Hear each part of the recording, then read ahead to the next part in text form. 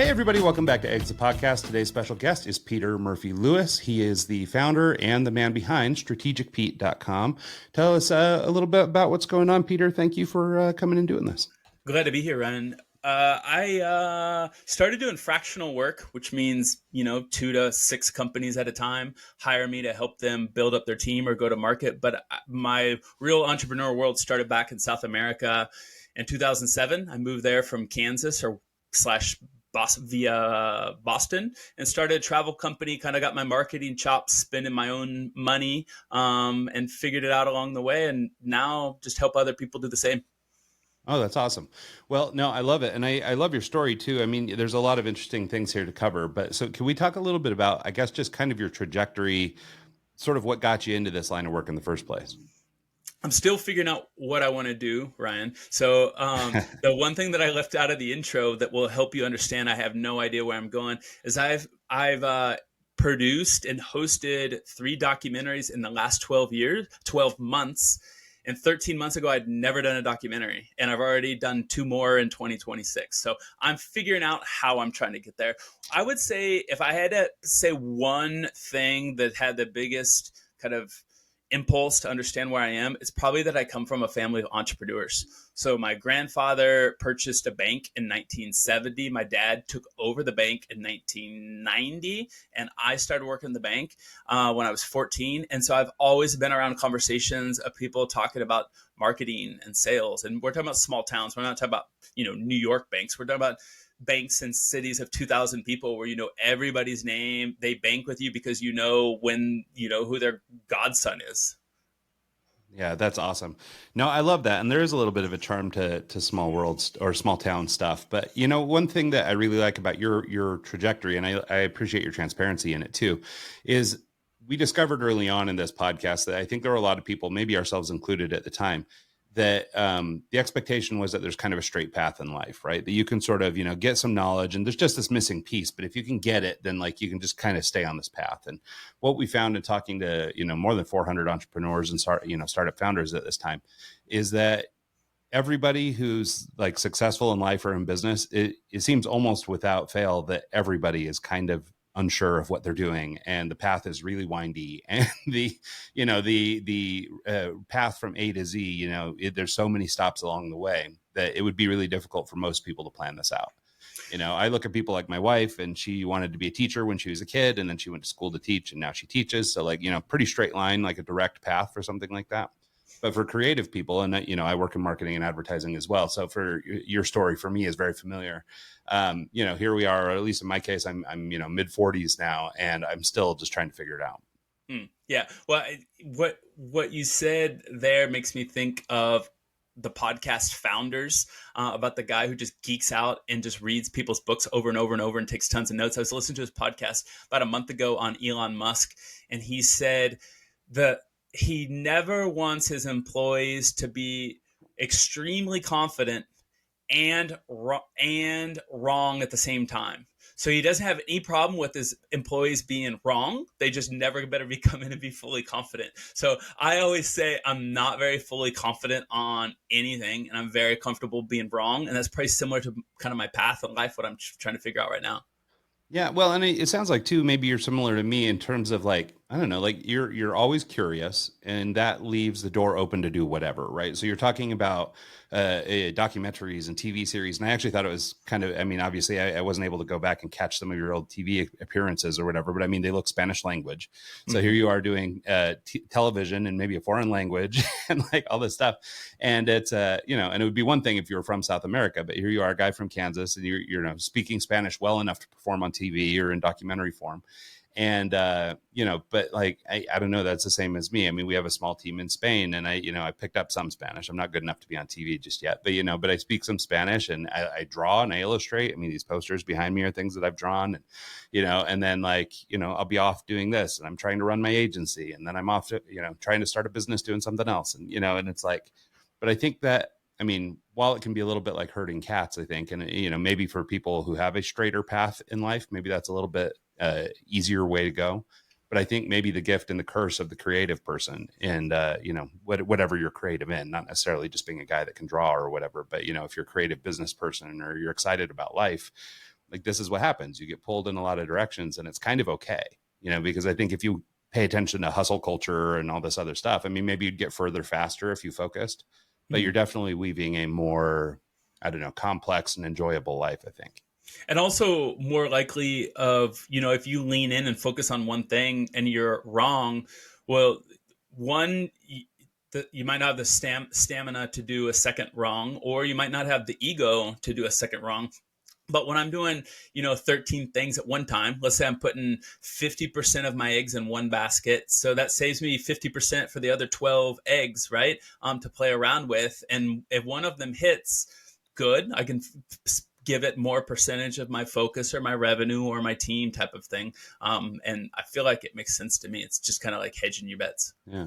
Well, maybe this is a good caveat because this is something I've been talking about recently. I just got back from London. I went out there for a conference for small business or small agency owners who are trying to basically figure out how to navigate the pivot through AI and what's that going to do to creative agencies and things like that. And I've done a pretty decent job. I think I come from the era where, like, if you wanted to be on the internet during the early days, you had to learn how to build it. And so I'm, I guess, blessed in some sense that I'm just old enough to have lived through these technological revolutions where it's sort of, I guess, foundational to me to learn a lot about what's going on. Right. So I spend a lot of time in AI and learning about the technologies and using the tools and all these things. And, so I found at this conference that as it relates to a lot of the other people who were there, I'm actually pretty far ahead in terms of like where our little creative shop might go one day. And but I know that you two also spend a lot of time in and around AI. You spend a lot of time in the marketing realm and stuff like that. So I wonder if you'd have a take on just what do you think the future is for creative and marketing shops with AI on the horizon? Well, I've been having the same conversation internally, like where are we pivoting, right? There are things that AI does today, both for me and for my clients, that 2 years ago we charged for. I don't know if I can predict where it's going. I think partially because I'm an optimist in general in life, but also an optimist with AI. I can tell you where I'm going, which is I'm using everything I can in AI, and then everything that I don't think AI can replicate or even do 80% of. And that's where I'm leaning into it, right? So like brand, legit content, not AI content, podcasts, documentaries, right? Like documentaries are a huge part of my revenue in the last 12 months, huge. And even I would say if it's 75% of my revenue in the last year, I would say in 2026, it's probably gonna be 90%. And I'm just pulling information from the fact that I don't think AI can replace that. And people, when we're getting too much content coming in, right? Like you and I can 20x, maybe 200x the content that you and I did 5 years ago, we can do today with AI. That means that people also want more human interaction and more human connection. And that's what documentary has given me and brands. Oh, I love that. I hadn't really thought of that. We had a guy on last week, this guy, Logan Lyles, who was talking about webinars and using webinars in marketing. And it was sort of, but his logic was kind of the same, right? That this is a Right. human interaction. You're interacting with the person. Now, granted, you can do lots of trickery, right? You can do AI videos and overlays and voiceovers and all these kinds of things. But I kind of caught wind of this some years ago. I wrote this article called it was about technological saturation, and that there was sort of this drive for connectedness, right? And so the notion then was that everything all the way down to the tactile sensation of pressing a button has been reduced to a screen, right? We don't even need to click that thing anymore. And then you see all of a sudden the rise of these fidget spinners and all this dumb stuff. And then, beard oil and craft beers and, all these things start coming. And what that signaled to me anyway was that, yeah, the technology is awesome. It's obviously here to stay and it's going to continue to grow. But there's something that's like sort of built into humans that we want: tactile sensations, real life relationships, in-person connection, whatever it is. There's something that if you don't have that in your life, that, you'll start to struggle. And I think for a lot of people, who went fully remote or whatever, this has been a problem for some of them. I've been a remote worker forever. And I spent a lot of time during COVID, for example, trying to teach people how to not be lonely while they were working from home, because for a lot of folks, especially if you're used to working in an office environment or something, you would start really missing human connection. And it's something that I think we kind of take for granted now. And I think that this world that you kind of painted a picture of, where AI starts to ramp up, we start to see, 10x, 100x, 1000x, million x the content. What comes to my mind is like one of these, futuristic apocalyptic horror type movies where you're in downtown Tokyo and everything is a screen, all the way down to the signs and the placards on the windows. Everything is just a video screen, and there's just just noise everywhere, right? Mm-hmm. And I think, to your point, when the world becomes so noisy, where you'll truly stand out is actually by taking a few steps back and just being human, I think. I mean, I think that's a good psychological approach, but I also think that it's good survival from an entrepreneurial, right? Like I feel what I heard there, Ryan, is that what has happened in the last 3 to 5 years, AI plus COVID, remote, and so forth, has created a pain point inside of us as consumers, as users, as clients, as customers that didn't exist 6 years ago, which is this tribal need for human connection and need to be understood. There's a whole realm of businesses right there to fill that need. As social media makes us more addicted to our screen, at some point somebody's going to have to come back, because we were humans before we had cell phones, and the humans, we needed connection. Yeah. Yeah. And I don't know if this is something that resonates with you or not, but like, so we found some years ago, both my boys are in Spanish immersion schools, or my oldest just graduated, but had been in Spanish immersion elementary school and junior high and high school. And so both of our boys speak Spanish pretty well. And in that period of time, we had 6 different interns, like teachers, who came over from Spain to live. They'd stay in our house and teach in the program. And so we've developed a lot of relationships with people in Spain and really come to love sort of, Spanish culture. One of the big things that was a huge takeaway for me after our first intern, I was, at the time, I was like, Mr. Entrepreneur, tuned in on Gary Vee, doing all the things I could do, hustling, doing all the thing. I was working for an agency at the time and then running mine at night. So I was literally working like 20 hours a day, just killing myself for the grind. Right.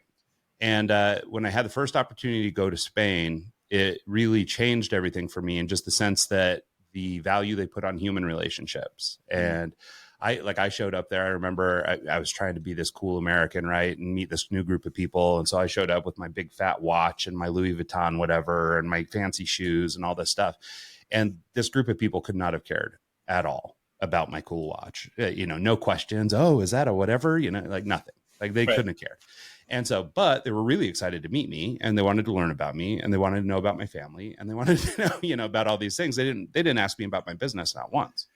And for me, that, I guess, was so impactful, in the sense that at the time I didn't realize there was really another way to live.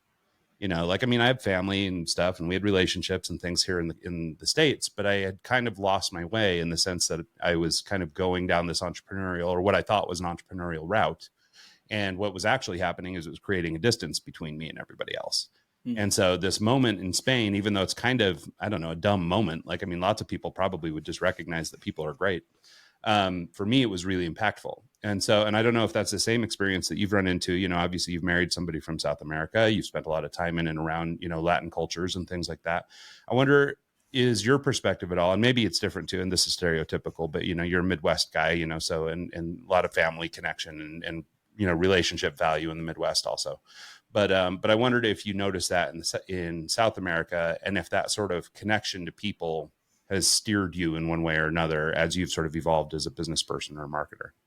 100%, dramatically so. That before and after experience that you mentioned in Spain started to happen. I had several before and after small experiences. I went to Mexico probably when I was 16 for a month. And then when I was in college, I went to Costa Rica to study Spanish when I was 18 and then 19.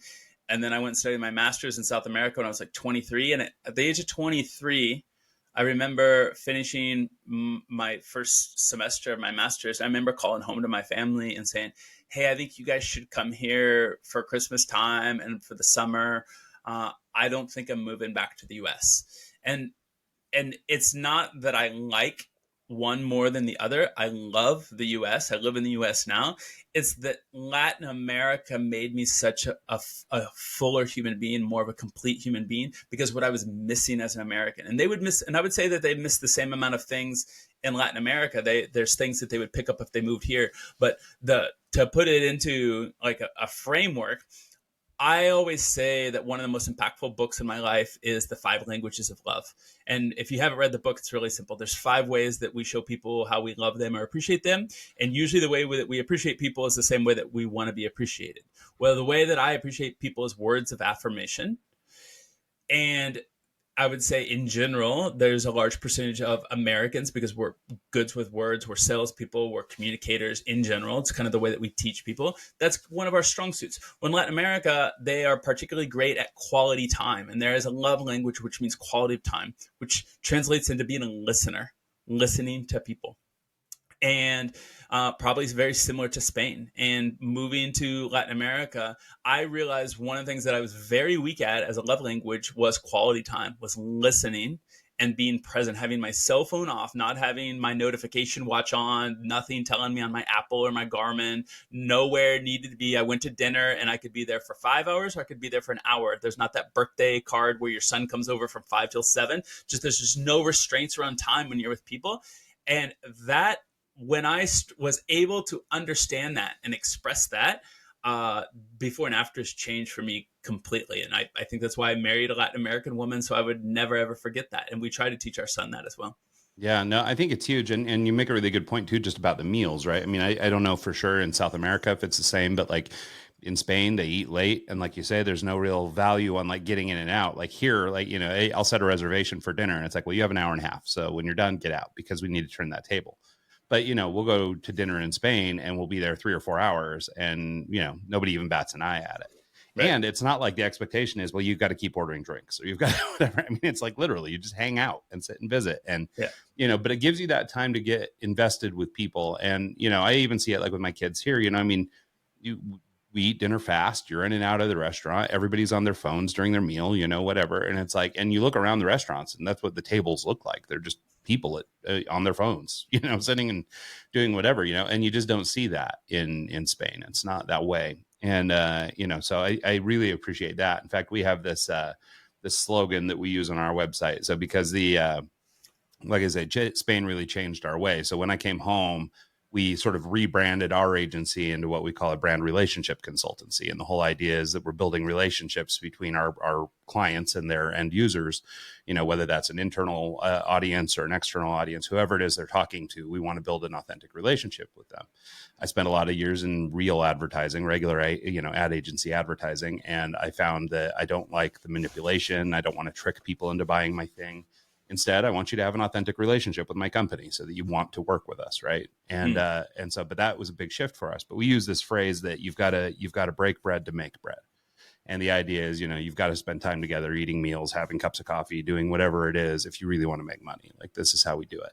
And but those little points for me have become such a big deal or such a big part of the way that I do things that I think it will actually end up, just to take it back to AI and all that stuff, I think that those kinds of things will end up being the superpower in the future. There's always going to be, you know, folks that are just going to chase the dollar and, you know, look for maximum ROI. And, you know, there's going to be a version of life that's that. But I think that for a lot of people, especially small business owners and folks that are maybe just getting started, who are chasing a passion or building a business because it's something they truly love, I think keeping that human factor in there and maybe not going full overboard on stuff is not a bad idea. Now, that doesn't mean that they won't be using AI in every facet of their life and all that stuff, but maybe it's maybe like you, I'm a little more optimistic, which is, you know, it's not the Skynet version of AI, but rather somehow AI making people better.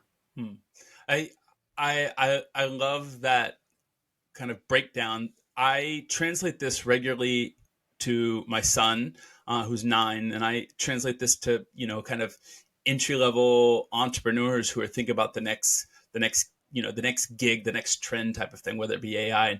And you said something about being, you know, being human, being helpful. And I always tell my son, I said, if you are the most helpful person in the room every day when you go to third grade class, or you go to summer camp, or you go over to a friend's house, you're always going to have a job. You're always going to have friends. If you want a wife, you're always going to have a wife. If you're gay, you want a husband, you're going to have a husband. You're going to have neighbors. Everyone's going to be around you. Your parents aren't going to disown you. Your kids aren't going to disown you if you're the most helpful person in the room. And the way that I translate that over to business is, Ryan, you and I might be marketers, and we might chase the shiny object in the room.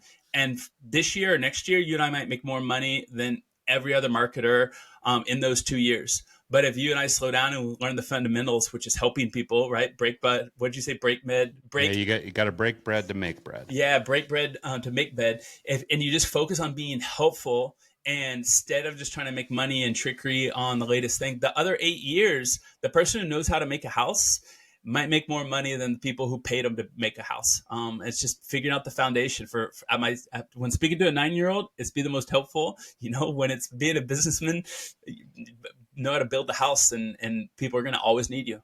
Yeah, well, and that's the thing is I think at the end of the day, like we're still just looking for relationships. And like I say, there will be people chasing money and doing all that kind of stuff. Like there always have been, there always will be. Like that'll be the goal for some people. And they're going to say, you know what, I don't need a relationship with you. Can you get me more clicks, or can you get me more, whatever, maybe they're not looking for it. But I think by and large, having some kind of relationship with your client or your customer, whomever that is going to be more valuable than not having one, just like as a basic rule of thumb.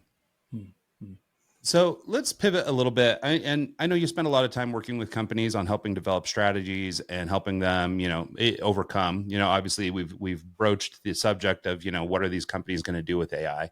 What are the most common challenges or the questions that you're seeing from companies now as they're trying to shape strategy for the future?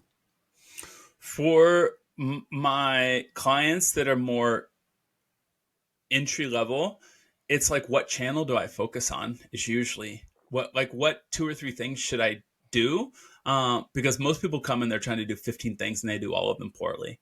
For my more mature clients, right? So like, north of $20 million a year, it's usually around penetration deeper into the clients that they already have. And that's less about which channel, that's more about data, right? Like which data should I pay attention to? And CRMs are confused. They don't know what to do with SEO today. They don't know what to do with ads. They don't know. It's a difference between data at the high end, and at the bottom, it's which decision.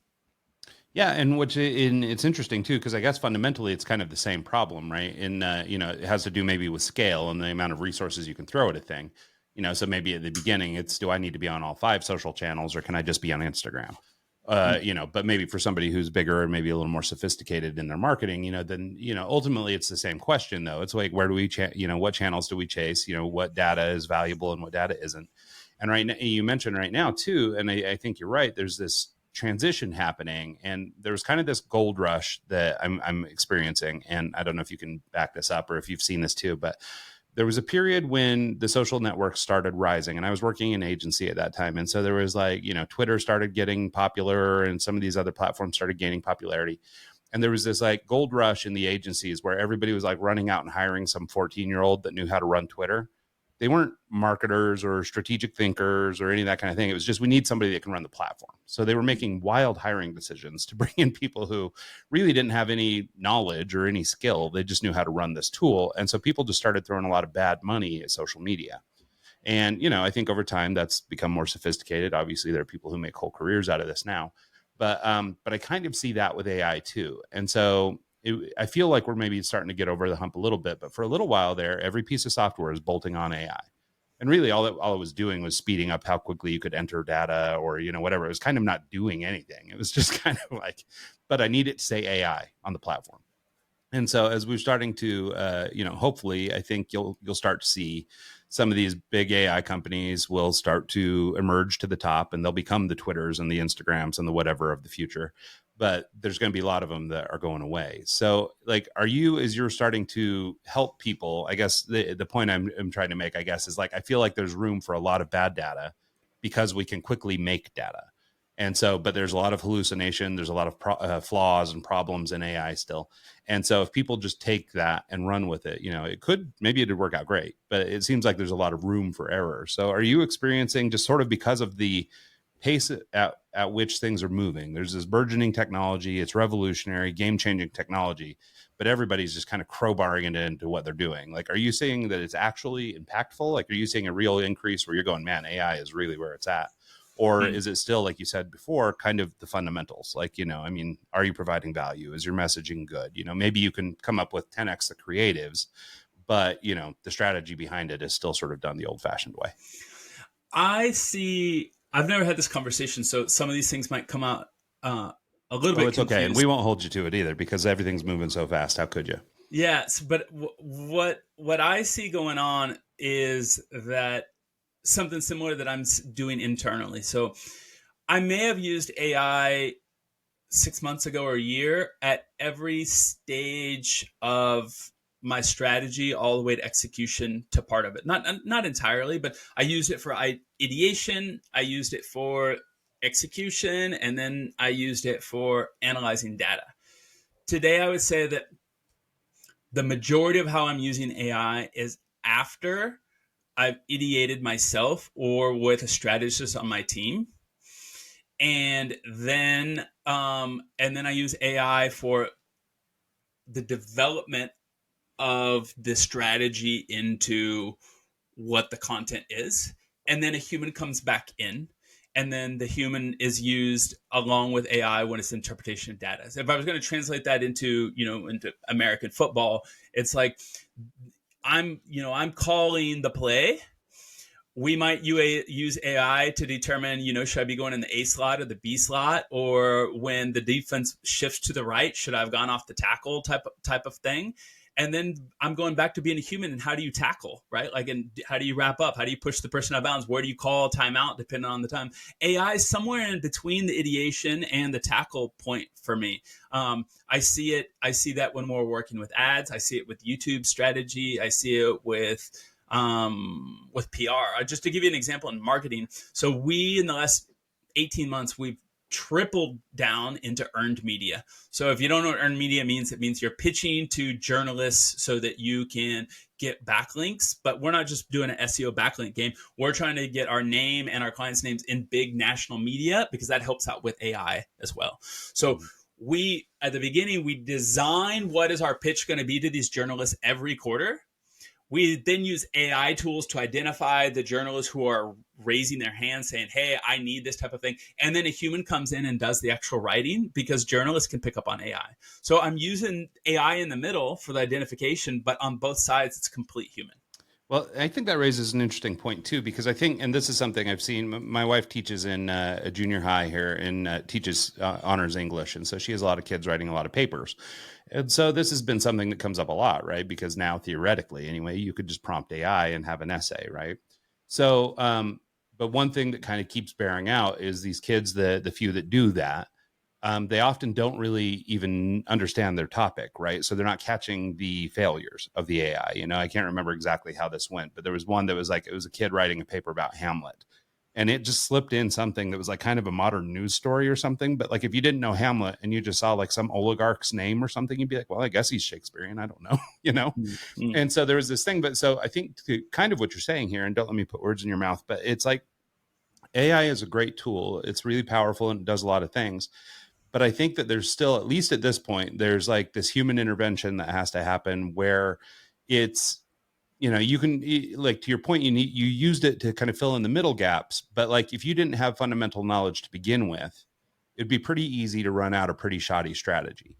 Mm-hmm. And so I think where, back to, I don't know, maybe we're spending too much time defending humans today, but it does seem like if, at least at this stage in the game, that if you want to have something legitimate, you still kind of need this check in place. You still need somebody who can kind of keep an eye on that and has the wherewithal as a strategist and has spent time, with, marketing businesses and exiting companies and doing all the different things that, require tangible knowledge. And this is actually what I worry about the most, like for our kids, is, it'd be pretty easy to just kind of coast. And, you could fool your professors enough, and you could do whatever enough to actually get all the way through school and not learn anything.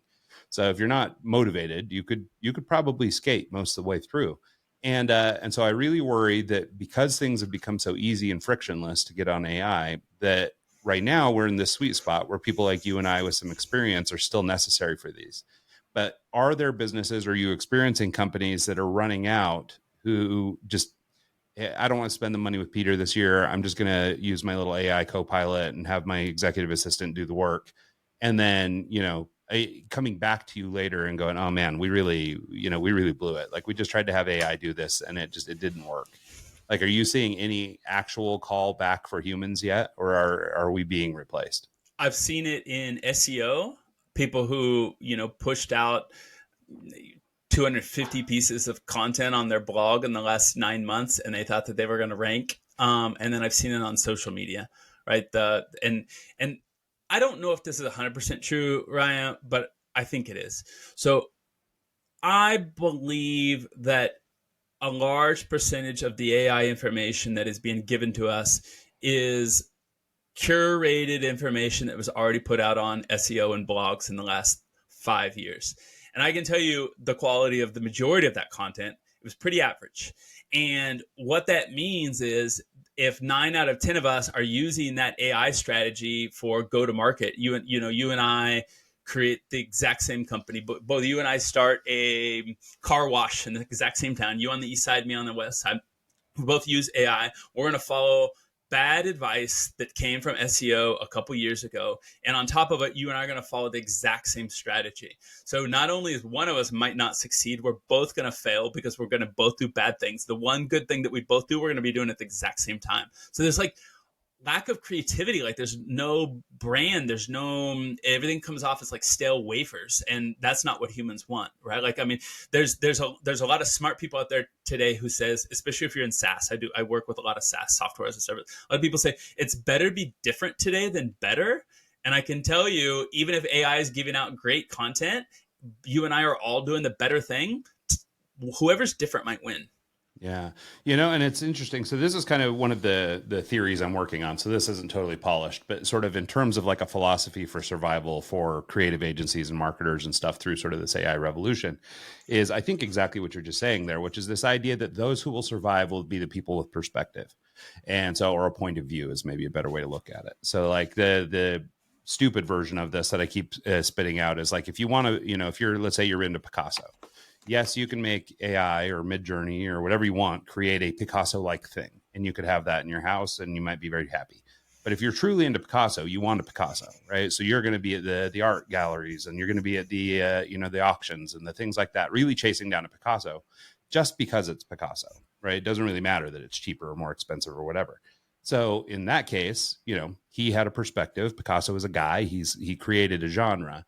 And if you want to be in that genre, then you seek out the person who's in that genre, right? And so I think for small creative agencies and people like this, marketers, et cetera, if you have a perspective, so to use your example, if you're different somehow, I mean, the advice can be the advice, and the advice can be the same across the board. But if you can offer a true point of view or a different perspective, that's where you'll start to find power or energy. Is I think you're going to start finding those people who have a real perspective are going to be the ones that end up finding success in the end. And I think that, for marketers and maybe even young marketers who are starting up now in a super AI driven world, who think they can get really far really fast by just leveraging technology and not really being an expert in the space, that lack of point of view, I think, is what nips them in the bud later when the AI overlords are, at the back. You can see this in real life before AI, right? You can see it in corporate America. Go look at any company that's doing somewhere between 10 and $50 million and go look at their work with us page, their careers page. It looks exactly the same in every single company in the United States. And the marketing for all software companies, any company between 10 and $50 million, in my opinion, all of their landing pages, all of their demos, all of their pricing pages, all it's exactly the same. So if that, when you look at those pages and you're like, oh, that's horrible. Trust me, that's what we're doing if we're relying on AI. When I go do public speaking. As a marketer, I say the idea that we're discussing right now, every person inside of your HR team is going to be like, no, no one else is doing that. And then I say, every single one of your traditional marketers has been in corporate America for 10 years, but no, we can't do that. And why haven't our competitors done it? Well, trust me that there's a reason. Avoid that. If that resonates with you, then use AI differently than everyone who's like using it as a crutch. Yeah, no, I think that's right. And I think that would go for anything, right? Technology or education or whatever. Anytime you lean on something as a crutch, it tends to be a negative, not a positive. Even if the shorter term gain might be good, the longer term gain, I think, is going to be the problem. Can we talk a little bit about, so like in your experience too, I know you have broad experience across technology and different places like that. You know, are you seeing any place in particular where industries or sectors are maybe better positioned to benefit from things like AI versus other areas where maybe they're not so much? I think two main things where I see the huge opportunities. One is brick and mortar, and that's mostly because their competitors haven't used anything with AI, right? They're not using automations to talk to their customers. They're not using any of the marketing tools for like de-anonymizing somebody who's on your website and then doing outreach to touching those people before the person knocks on your door. And then the second one I think is anything with lots and lots of data. So I'm on the board of a bank, and it's really hard to interpret what data you should be using to make actions upon, whether it be sales or marketing. And the same thing is in insurance. The same thing is in, I'm trying to think of something. Oh, I mean, just like, for example, as a creator, 2 years ago, I had no idea what to do with my YouTube data. I could look at 5 to 10 things and give my clients some interesting advice. And I thought like I could analyze it in a way that I thought was helpful. Today, I just take that data into AI, and I can make a lot more nuanced, words not strategy, but new ideas of new things to test. So that's where I see it. Like I have a client in the brick and mortar space, and we're using AI, and their competitors aren't. And then the second one is just with people with too much data. Yeah, no, I love that. Well, let's take a quick pivot for like a little bit more actionable stuff. I mean, we've been talking a lot of philosophy, and sorry to pick your brain on this stuff, even if it's not really where you want to live. Like, I just think it's really interesting. And you and I have a couple parallels in our background that I think makes us think alike. So I wanted to kind of pick on some of those things. But in our closing few minutes, can we talk a little bit about, I guess, just sort of like the plan to attack? You mentioned earlier that sometimes your customers are coming to you, and part of the problem is they just don't even know where to begin. So maybe that's somewhere we could talk, or maybe spend these last 5 or 10 minutes is just talking about where should people who are interested in growing their company using sort of a modern approach to marketing, and leveraging, whether that's leveraging AI or, what are the best things, maybe let's talk a little bit about just sort of how can we grow our small businesses in an effective way, leveraging marketing today. There's two things I think of right away, and it goes back to, a famous marketer that you mentioned at the beginning, Gary Vee.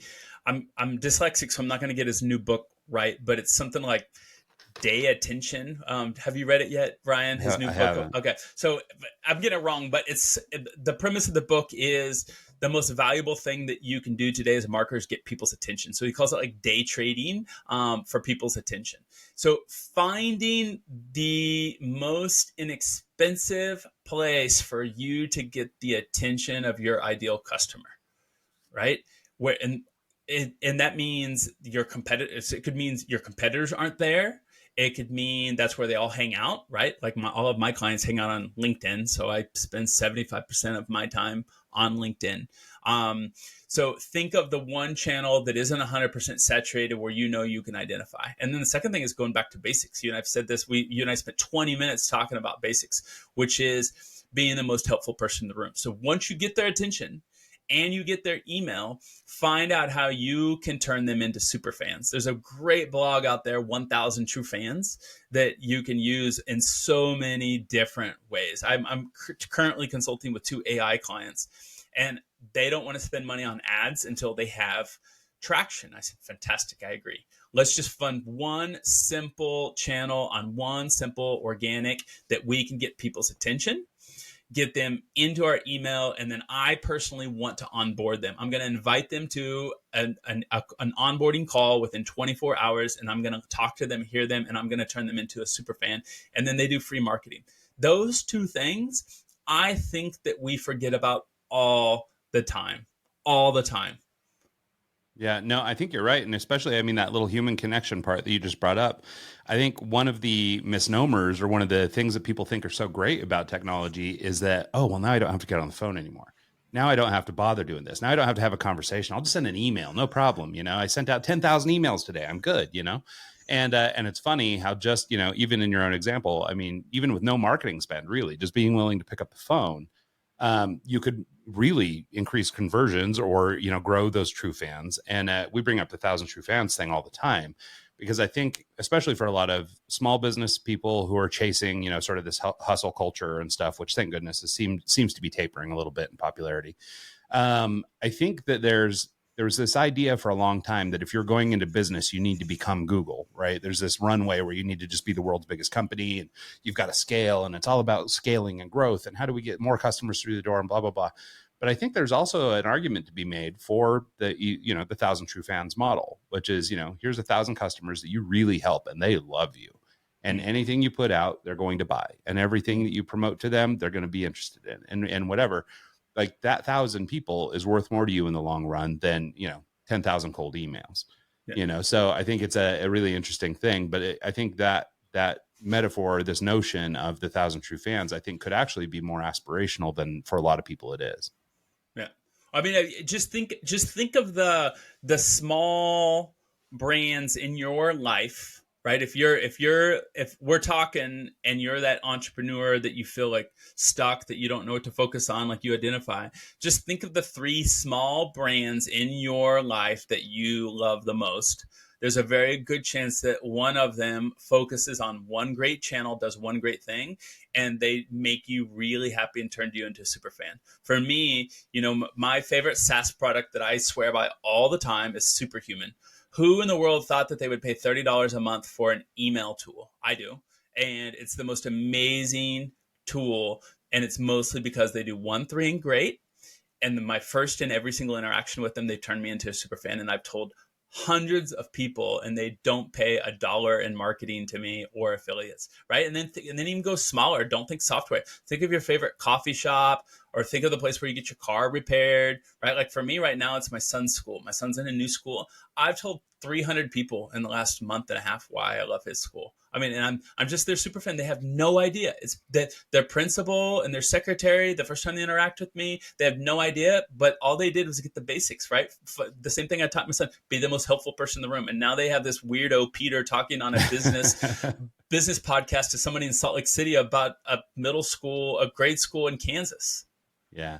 No, it's so funny. And it's really interesting how all that works, that really just sort of that human connection and people becoming your fan can actually be the most valuable thing. I mean, that's how social media started, right? It was you were producing value and people liked it. And so they came to see it, and then they'd hear about it from a friend and now they're in. And, that's how it grows. And really you could scale just about any business doing it that way. So it's funny how we lose track of that stuff where it's like, okay, well, I found this list of emails online. We'll just reach out to everybody. We'll see if anybody buys it.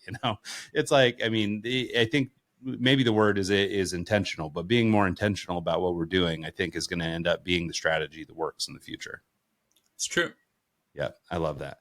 Well, cool, Peter. Well, we're starting to get a little towards the end here. Let's take a quick minute. Let's talk a little bit about how people can get in touch with you if they want to learn more about the work you do as a fractional CMO or a consultant or any other avenue, a documentarian. Yeah. Any place people want to connect, and where the best place to find you online is. Easiest place is LinkedIn. I believe that I am the only Peter Murphy Lewis on LinkedIn. So go connect with me. I don't reject any any connections, even the people who try to sell me things. I like to see their cold pitch.